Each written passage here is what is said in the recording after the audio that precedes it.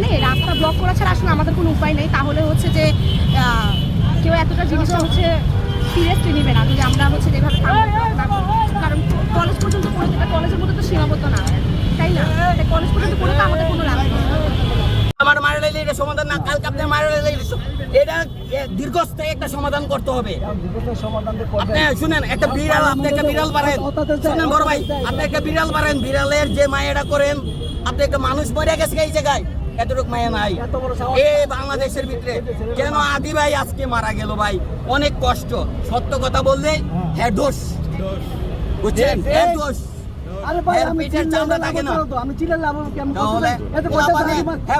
আন্দোলন করতে আন্দোলনের সাথে সহযোগিতা করেন, সহযোগিতা করেন। লাশের গাড়ি হলে লাশের গাড়ি হলে আমরা ব্যবস্থা করি।